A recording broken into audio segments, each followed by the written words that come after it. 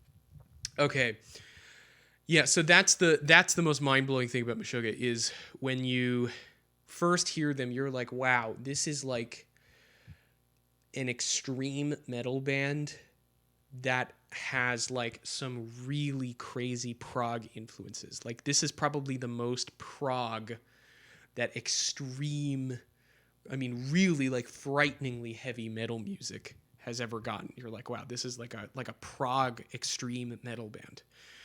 And then if you really pick an album that you actually like want to listen to, right? Which can be hard at first if you're not used to listening to music like that cuz it can come off as really thoroughly unpleasant. Once you sit with an album for long enough, if you're a musician, you start to realize that you're like nodding your head to parts and that there's this stuff going on in the background, these polyrhythmic things going on in the riffs. And it's really complicated, but you'll be in the car or something and you'll realize that like in spite of this polyrhythmic madness, you are actually nodding your head consistently to like a cymbal or a snare or something that's playing in the track. And that's when you realize, oh my god, no, this is not the craziest prog metal band that's ever existed. This is an extreme metal band. Like, this is an extreme metal band that is like pushing the boundaries of what music is in a way, because they are basically proving how complex something can get while not even leaving common time, right? Like every prog band in the world, from Dream Theater to Triumph to Rush to Fate's Warning, right, is reliant on the prog element of their music basically being this.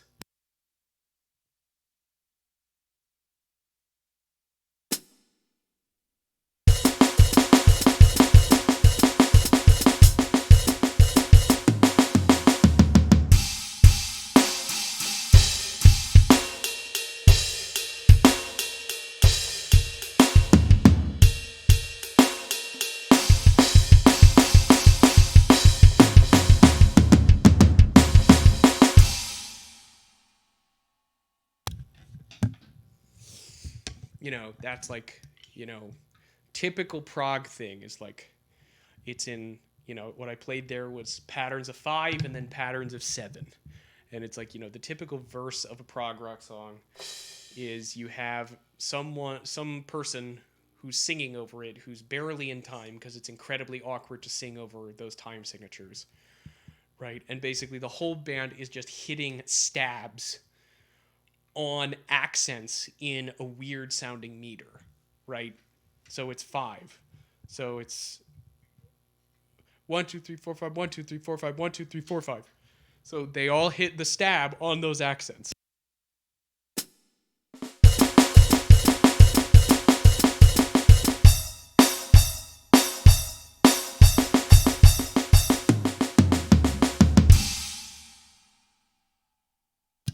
Right? And that is not what's happening in almost all Meshuggah music. What's happening in Meshuggah music is that there is a very calm, very straightforward, very relaxed, deep, groovy quarter note pocket somewhere.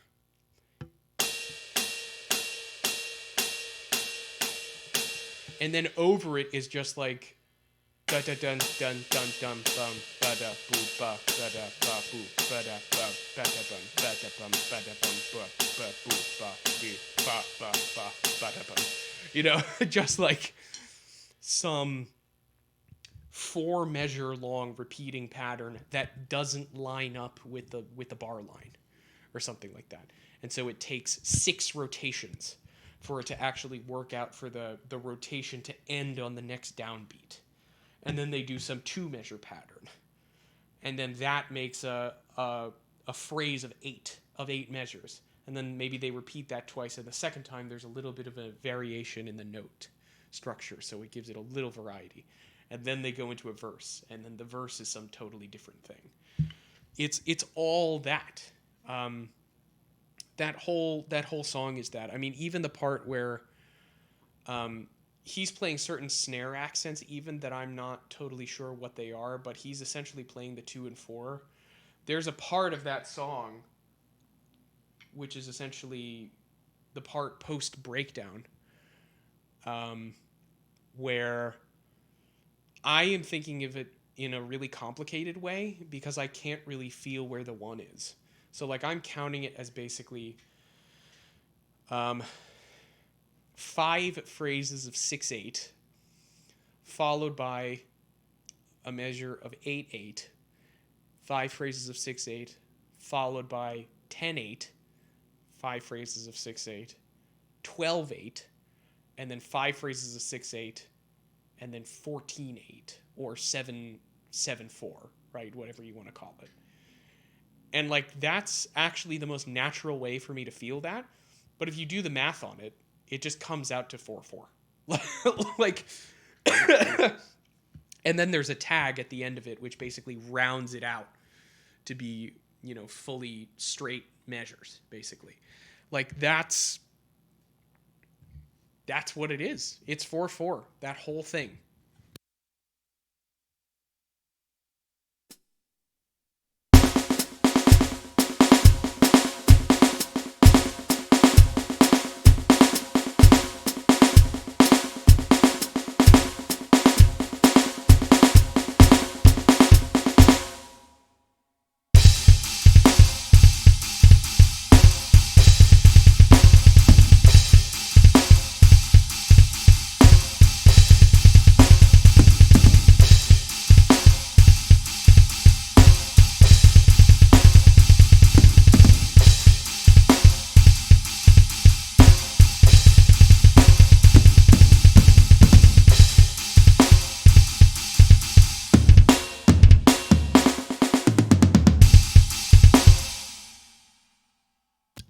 That's that section. And it all just rounds out to 4. And again, the reason you can tell that is because there's just this going the whole time.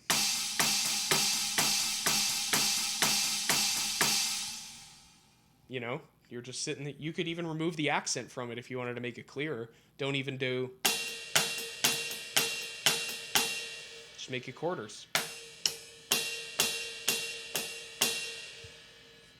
That's it. It's 4/4.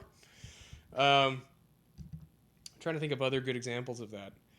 Well, actually, maybe another good example of that is actually the drummer's favorite off of that album. Let me see if there's a video for it.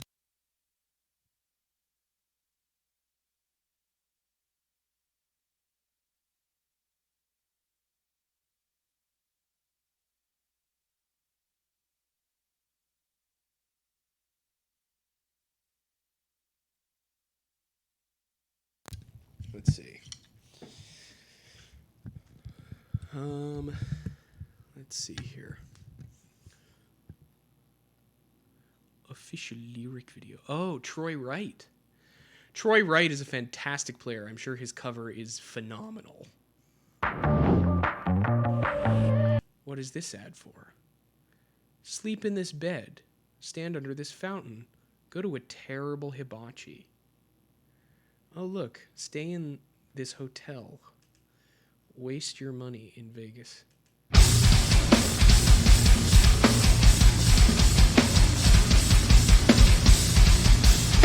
I don't want to count over this because I realize that there's actually, when I play something from my laptop, there's a slight delay between my audio and what's playing here. So if I start counting, it'll be really confusing. But just look at his right hand. What you're seeing is basically as if you were playing a simple 4/4 groove. Like you can almost picture this hand playing a groove like.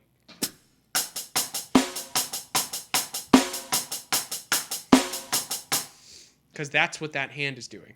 Just watch that hand and you'll be like, oh, cut out all the polyrhythms and you can just nod your head to that. It's 4/4.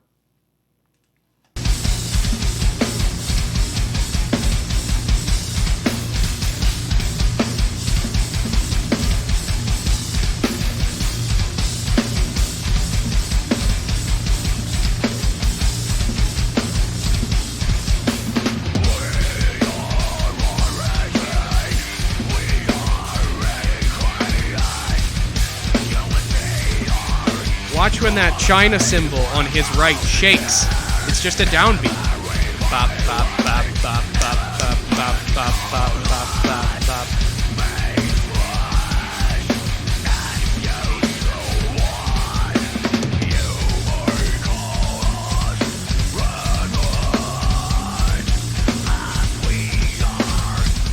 And I can tell you exactly why this song is a drummer's favorite, is because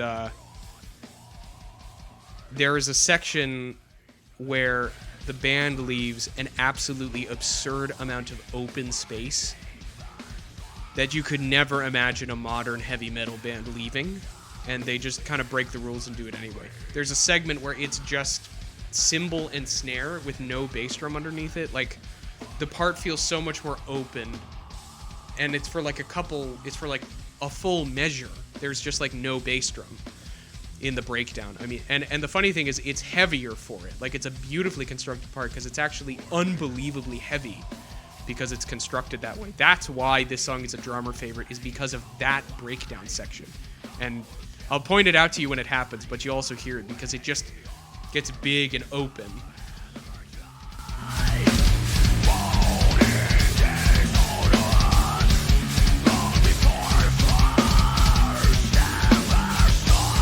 Coming up here.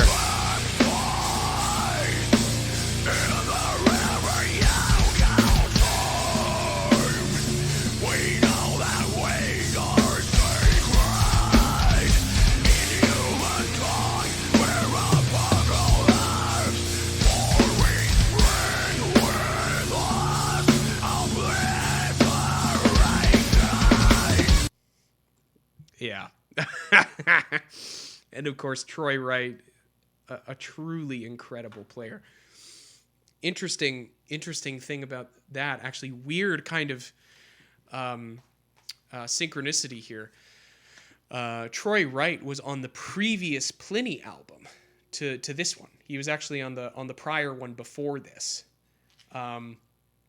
which is another amazing like modern prog record and much softer. Like, that's the funny thing about Meshuggah, is that tons of really talented guys love the drumming in Meshuggah, even if they're in like very different areas of like rock music. You know, there's all these stories now because, you know, Bill Burr got into Meshuggah, the comedian Bill Burr, of like seeing Danny Carey from Tool at Meshuggah shows and stuff like that. Like, tons of guys, anyone who's even sort of remotely in the prog space is you know, interested in it.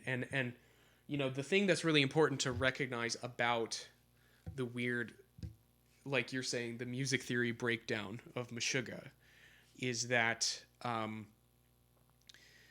you know, the drummer who wrote actually this incredible book, Rhythmic Illusions, Gavin Harrison, who plays in Porcupine Tree and some other really amazing, very super melodic, like not very much like heavy focused at all, very like pretty modern prog, with you know, Steven Wilson and other kind of like modern prog juggernauts like that. You know, his whole thing, you know, I would say starting with this book, going all the way forward to the present, if you listen to him talk about his ethos behind his playing, it's that, you know, he's basically in all of these prog rock groups. He's also like one of the drummers who now plays with King Crimson when King Crimson goes on tour and stuff like that. Lots of really amazing like prog stuff that he's been involved in. His whole point is basically, in these prog groups, he wants to try to avoid the thing that I was doing earlier, right? Which is to have these super obvious stabs that make it clear, like, hey, this is prog, right? Hey, this is an odd time signature, you know?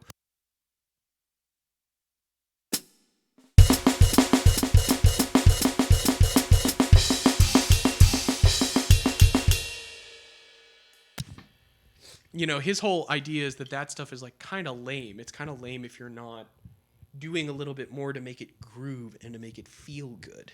And so he'll do stuff where like he'll play, you know, there will be a part in a Porcupine Tree song in 7, but he won't he'll really heavily accent downbeats on the first measure, and then just play the groove in 7. Or I'll take an example of that 5 pattern. Da da da da da da da da. The Mission Impossible accent pattern, right? If you were to play, eighth notes on that pattern, the point is that da da da da da da da da. The point is that if you were to play it so that every one is heavily accented, you would have to play something like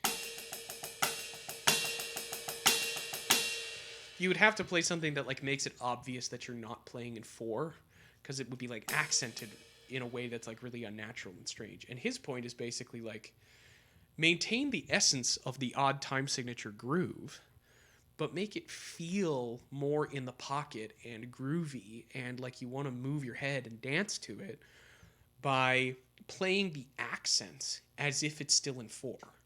So instead of playing a groove of 5 in a way that sounds like this,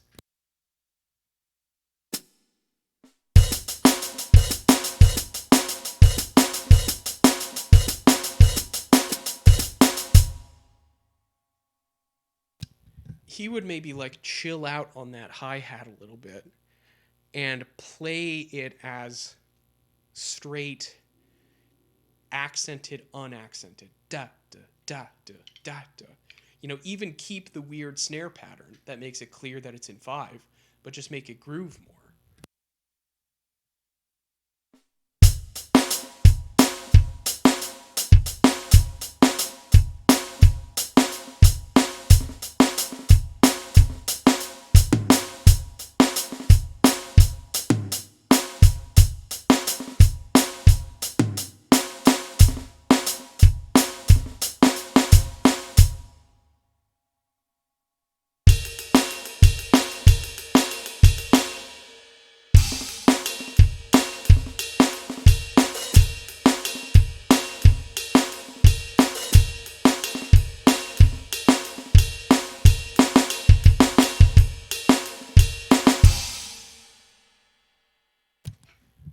That's his whole kind of mission, is like make it feel like it's a real drum beat, not like my baby's first prog beat where you're like 1 2 3 4 5 6 7 1 2 3 4 5 6 7 1 2 3 4 5 6 7 like sorry, I have a little bit of a cough still.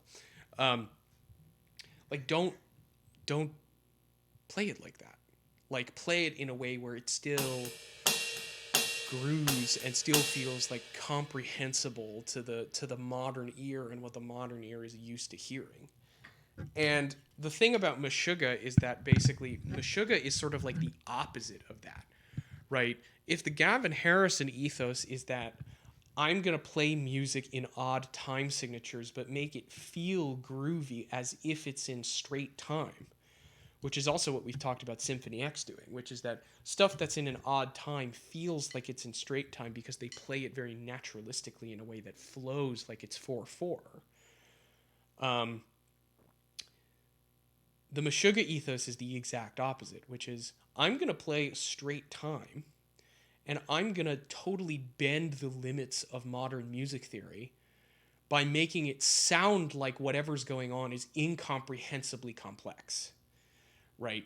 So that's what's amazing about Meshuggah, is that basically they are stretching the limits of music almost by way of like a kind of sublime process by which there's actually an immense sort of simplicity at the heart of it, which is also why they are kind of often thought of as forming the genre of djent music, sort of like complicated rhythms with sort of like 1 or 2 note guitar riffs and patterns. It's the same thing in the guitars, in the sense that well, what has to be said is that no person who's ever actually voluntarily adopted the term djent has ever been nearly as good as Meshuggah. Like, they will always be better than every djent band. I don't care. Come at me, bro. Like, just no one can beat them. But it's the same thing in the melodies, right? In the sense that basically there's sort of immense complexity, particularly in the sense of the guitar solos, which are kind of like bizarre free jazz compositions. I mean, they're really like chaotic sounding. You know, if you hear that guitar solo in Clockworks, I mean, let me try to isolate that in Moises so that you can just hear the guitar solo. Let's see, how would I do that? Here we go.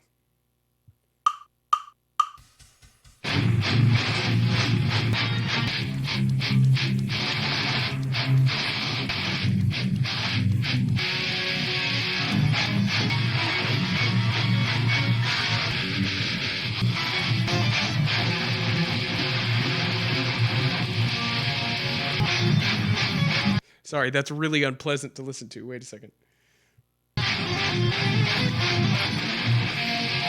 Yeah, just listen for this guitar solo.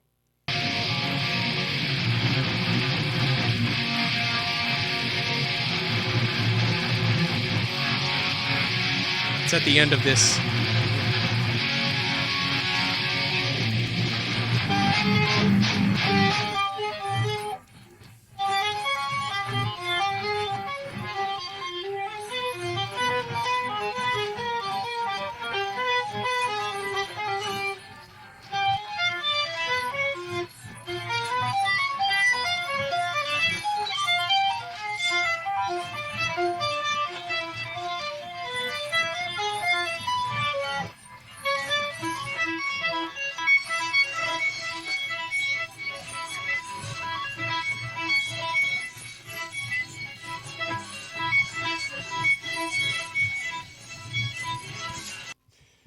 So that's like, you know, the fact that someone had the balls to go into a recording studio and be like, yeah, that's the solo that we're gonna put on that song. I mean, what? I mean, you know, so that's the other interesting thing. In the same way that there is a sort of diametric opposition in the rhythm, in the sense that it is simultaneously very complex and very simple, because it's immensely complicated polyrhythms that no other human beings have ever played before them, combined with straightforward time.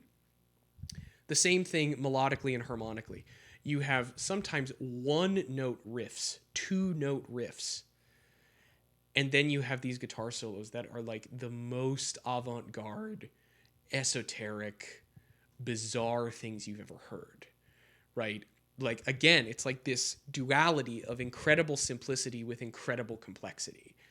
And that's like, you know, that was the amazing thing about seeing them live too, is I can't remember the name of the guy who's now doing all of the lead guitar work. It's not Frederick Thorndahl. It's not the original guy. He's got, you know, a sort of amazing pedigree of his own, of course, but he, you know, they're all improvised. So like they're different, you know, the things that were on record for the solos are totally different from what's going on in the show. And of course, the amazing thing about that is that, you know, Frederick, when he was in the band, would do the same thing, and he was really insanely experimental. I mean, he was like coming up with devices to like, he was like making his own effects pedals and stuff like that. I mean, I don't know if you heard that solo. It kind of doesn't even really sound like it's being picked. It sounds like there's like a violin bow or something like that. I mean, clearly half of these solos are done with, again, to use the Dave King term, sort of extended techniques, one might say. Very avant-garde things are happening to construct these solos that just no one else would have thought of. And so, yeah, I mean, I know that it's very abrasive music, but if you can sort of get past the initial sort of sensory assault of it, what you'll find there is a really fascinating kaleidoscope of depth there. Yeah. So other things from seeing them live that I noticed that I thought were interesting. So first and foremost, like I mentioned, Thomas Haka just sits back there the whole time and is grooving. Like, you can't see him particularly well because the light show is so crazy. but it looks like his eyes are closed the majority of the time. Like he really doesn't. Maybe I'm missing it. He really doesn't seem to have his eyes open for most of those songs. And then he's back there again. The theme of Obzen. He's like zenned out back there. His eyes are closed, and he's like kind of just back there grooving. Like he looks more relaxed. Like that Troy Wright cover of Born in Dissonance. It's like a perfect cover. You look at his body language. He's clearly like, he's alert. He looks like he's had a couple coffees. Like he's very in the moment. And like Thomas Haka, he's just, he looks like he's playing.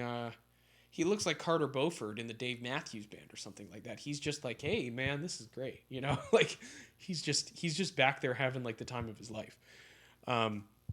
It's really impressive. So that's the first thing. The second drum related thing that I think is interesting to note. So if Meshuggah's music didn't sound alien enough already, there were a couple of things about the drum kit that I noticed that made it even more sort of complex and weird. So first and foremost, what you see in this video.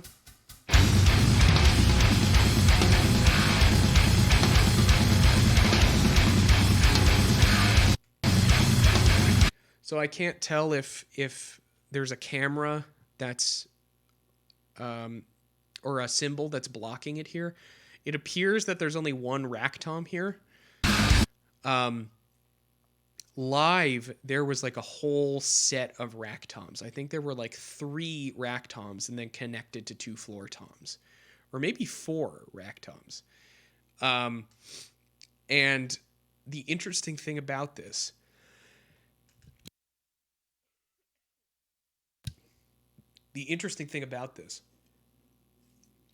that I noticed in soundcheck when they were setting up his kit was,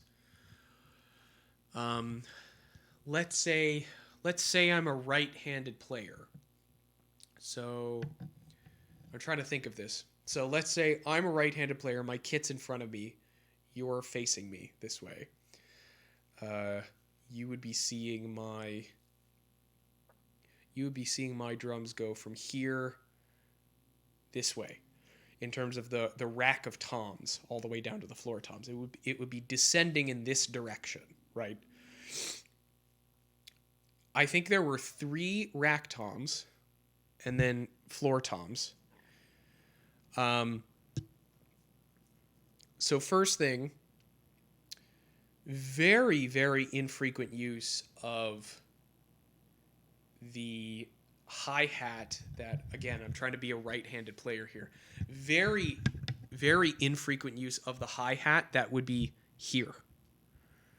Very infrequent. Like he's almost treating it like a jazz player in the sense that he's using it to chick his hi-hat foot and go,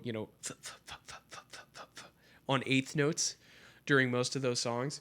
He's really not hitting this hi-hat very much at all. And then beyond that, what he's doing instead is that there's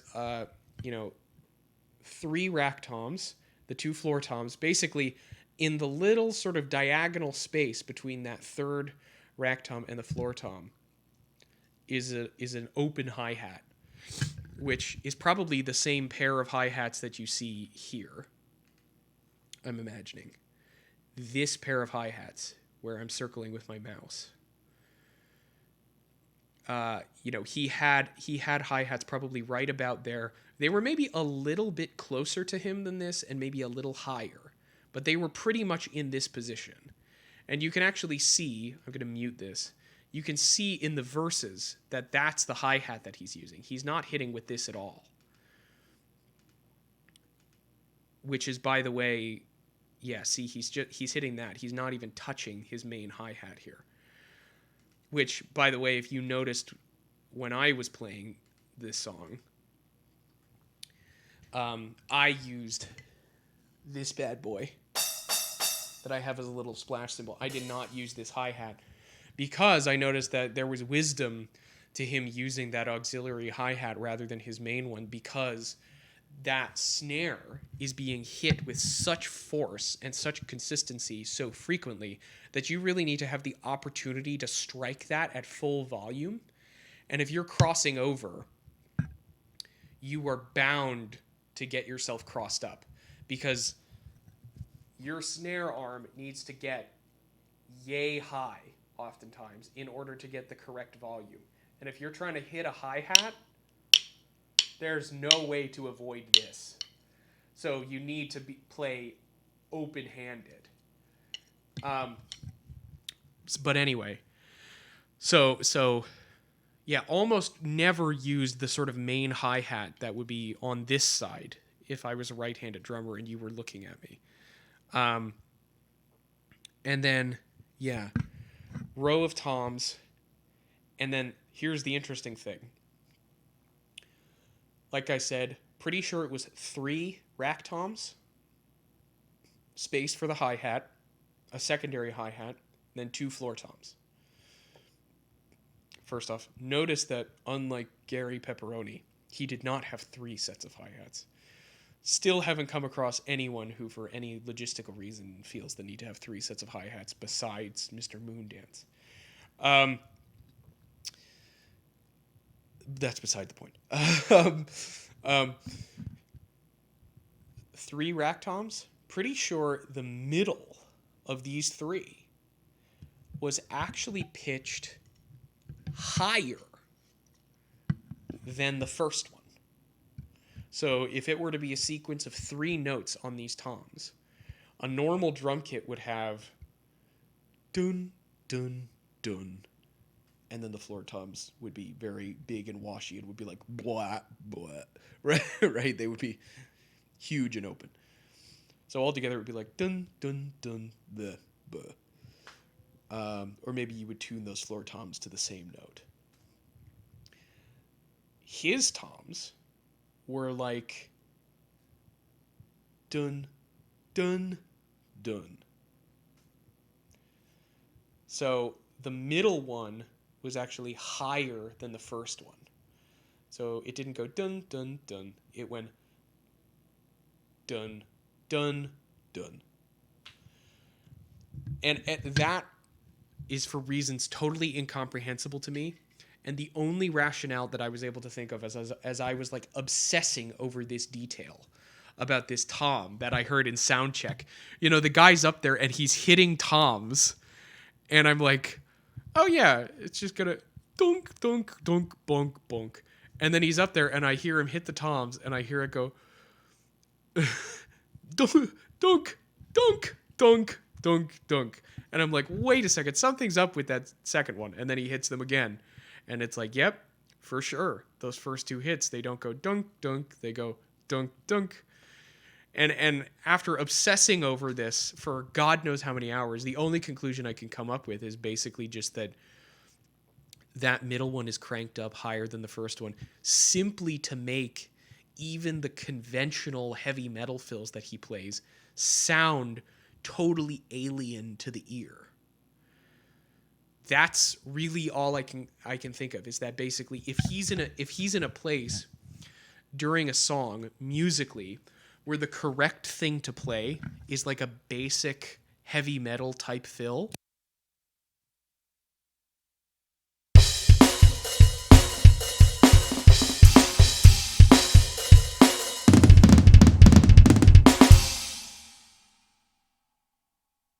let's say something like that, you know, that he has it simply so that, you know, what your brain is used to hearing when you hear a fill like that, if you listen to heavy metal music, is a descending roll down the set of toms.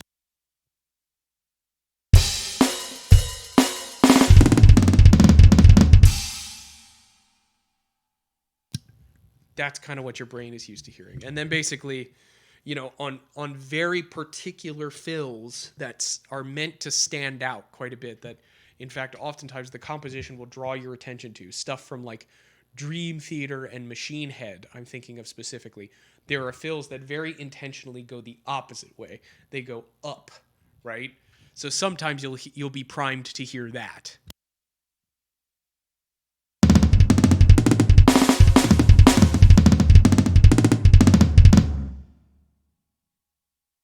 You know, something where you're going up the stairs instead of down them, right?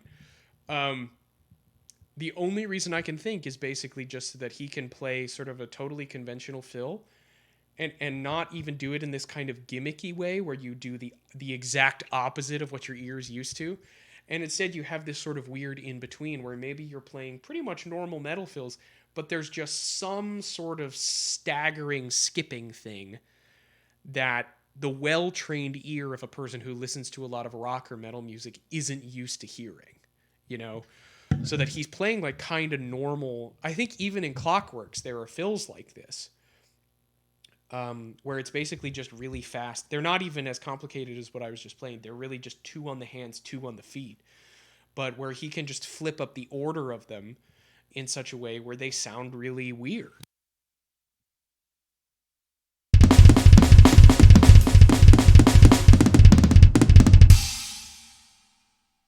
You know, and it's hard to even imitate that because I have like a conventional setup, you know. But I found that totally fascinating. It's like, just in case you thought this band wasn't like completely insane already, like literally their drums aren't even set up normally.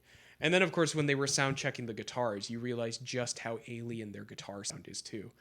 I mean, the guitars and the bass are all really distinct tones, and they all have their own identity that, you know, because they're blended together so tightly on the albums, you don't, and even live when they're playing songs, you don't notice how different the 3 tones are.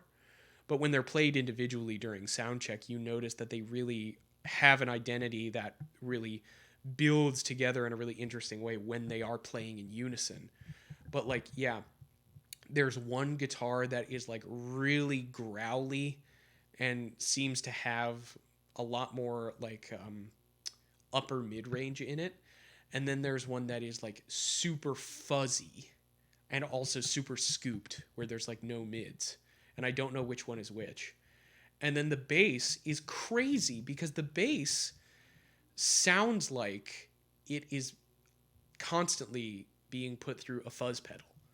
There is so much distortion on the bass that it literally sounds like the whole show he is playing with a fuzz pedal on. And I don't think it is. I think it's just the palm muted low strings detuned to whatever note they're tuned to. They are just so rattly and rickety and rumbly that it sounds like there's a fuzz pedal on it. And those are like the three you know, tonal instruments, and they're totally crazy. They have a really unique identity, and they sound crazy. They sound totally alien.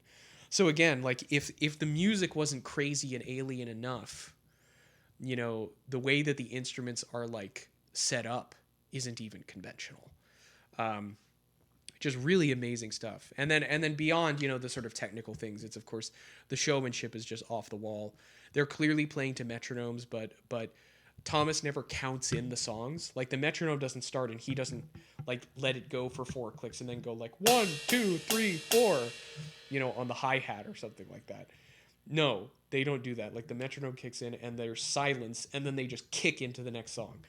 And they did almost no crowd work. They did almost no talking. So it's like they really just like they come at you as just like this presence, this presence of like total demonic energy just like coming at you. I mean, it's really amazing. It's like mind-blowingly amazing showmanship. Um, yeah, so that was everything I noticed sort of at the Meshuggah show, and then I got sort of a color palette appropriate merch because I figured that was I could wear this on stream because this seems to be the thing, is black t-shirt with yellow and orange accents. That seems to be the basic thing with white text. So I thought that would be good. But yeah, amazing show. I don't think they missed a note. I mean, just amazing. Just absolutely amazing. Yeah. I'm trying to think of what else I can play here. I don't know. I mean, I really don't know. I don't know what else can even like match up to having managed to get a passably good take of Clockworks. I kind of want to play it again, but I almost don't want to like test my luck. You know what I mean? Like, it's really kind of taking it for granted. See, now I have to reset all of the stuff in Moises. I think that's it. Yeah, let's go with that. Let's see. Do you have anything else that I can play for you here that's like new or interesting? Let's see.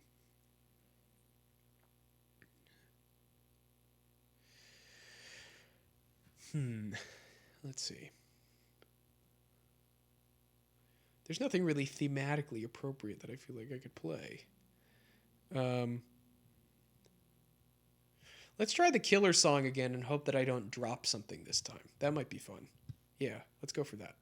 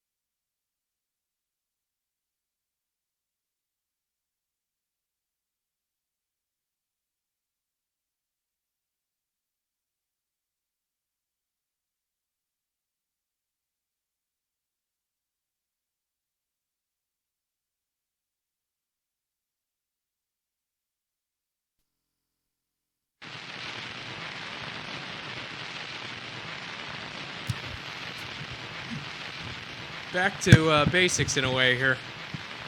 I think the first song I worked on ever for this stream, which I'm gonna have a go at again because I'm still not happy with any of the takes I've really done ultimately.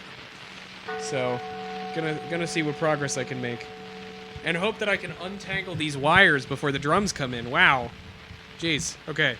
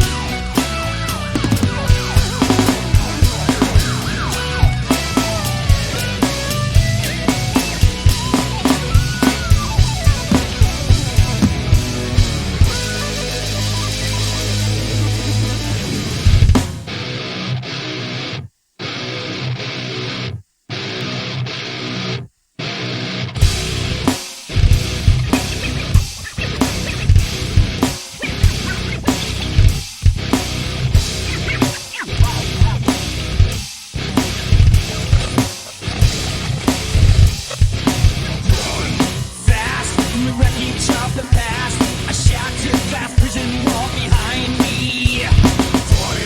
Past, walking through the ash, a distant oasis before me.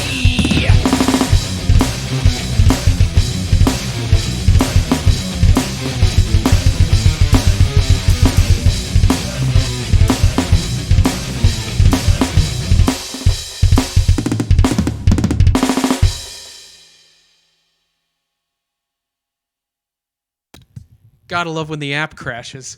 I'm just gonna pick up where that ended.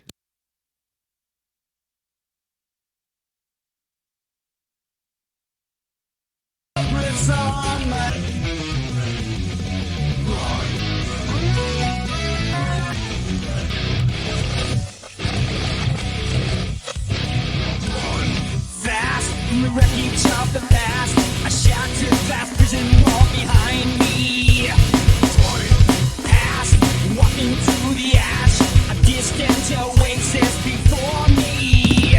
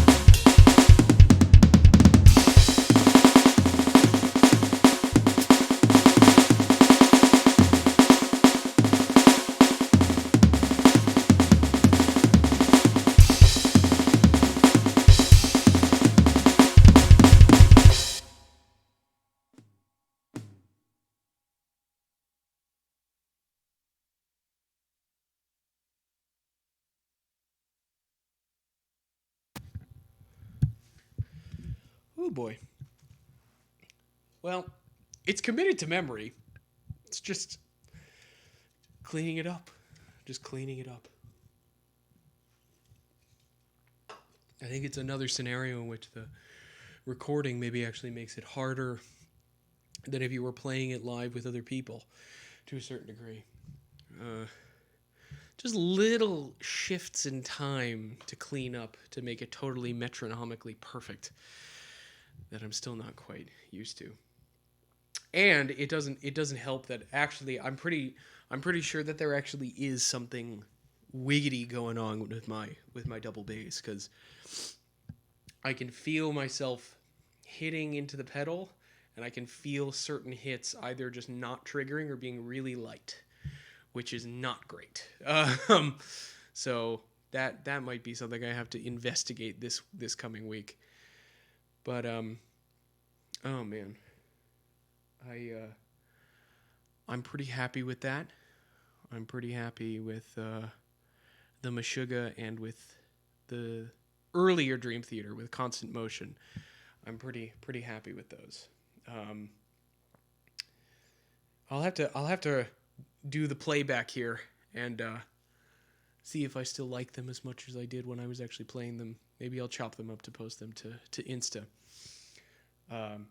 Again, if anyone on YouTube or anyone is seeing this and you know of an easy that I could stream but also simultaneously record a vertical format camera while streaming, where the audio of this is synced up, please let me know how to do that. Because again, I'm really trying to get recordings that Instagram isn't going to punish me algorithmically for not being in the right format.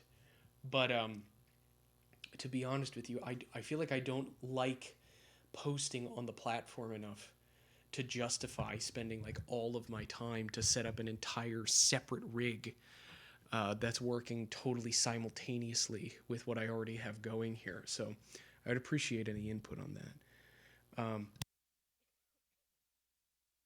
The Killers were just playing at the Bryce Jordan Center. Oh my God. Bryce Jordan Center, man. State College. They've started to get some good gigs in the past couple of years. And in a way,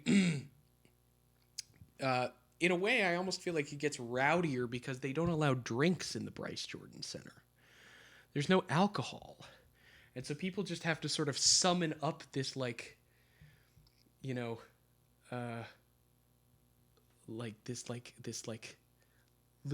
de corps or something, or this spirit of the times or something, in order to really get into it. You really have to just have a camaraderie with the people around you or something, because there is no social lubricant, there is no liquid courage to make things easier.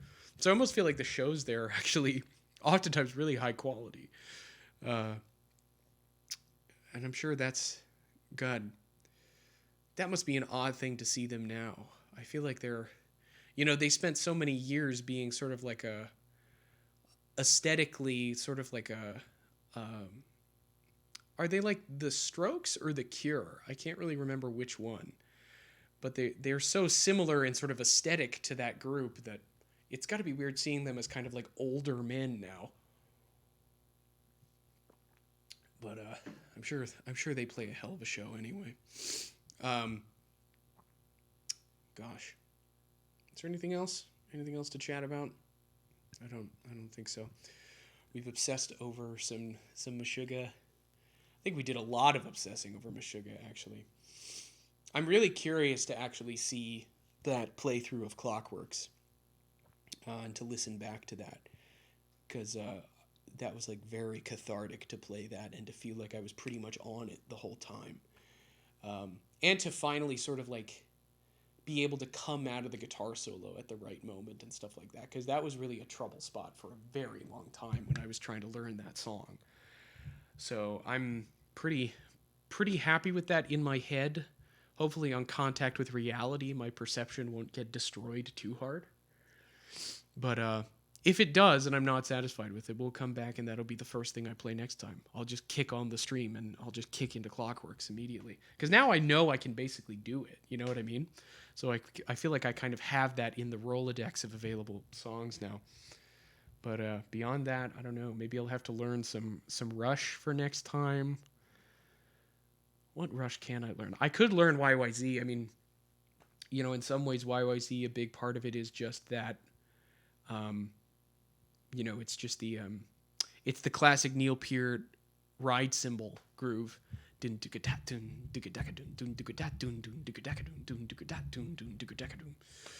know, which is also all over La Via Strangiato. So it wouldn't be the most difficult thing in the world to learn that, because some of the DNA of Neil Peart's favorite parts are also in YYZ. So I could probably learn that. I guess it's supposed to be YYZ because they're Canadians. Whoops.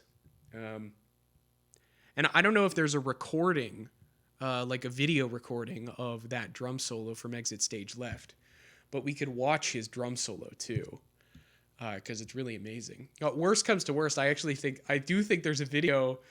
Again, he's like a recurring character on the show now. I think there's a video of Mike Portnoy, who I think has memorized the whole thing, of him playing it as a cover on a gig, and he replicates pretty much note for note that drum solo. So if we can't find an original of Neil playing it, we can always watch the Mike Portnoy version, because he really does like pretty much nail it. Yeah, I don't think that's a phantom memory. I'm pretty sure that Mike Portnoy covered it, including the Exit Stage Left drum solo. But yeah. Excited to listen to Clockworks in the playback again. If I feel like I didn't sufficiently nail it, I'll probably just turn the stream on and kick into that immediately without even saying anything next week. But yeah, this was fun. Thanks for joining. This is always the weirdest part of these. I never know how to say goodbye on these things. How do you end the streams? I feel like I can begin them quite easily. I think I understand how to begin them.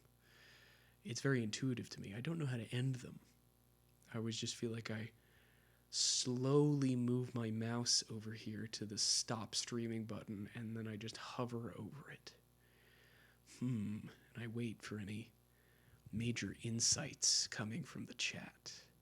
Any mind-blowing facts or observations.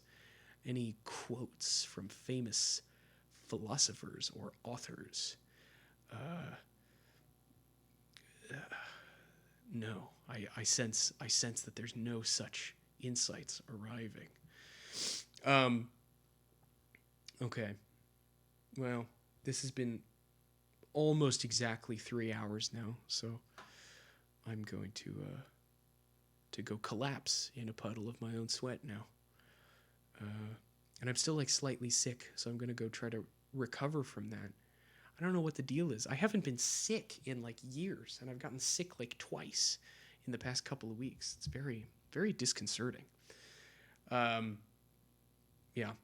I'm going to stop monologuing now. I'm just trying to come up with ways to not stop streaming because I enjoy it. Haha. You can't stop me. Cool.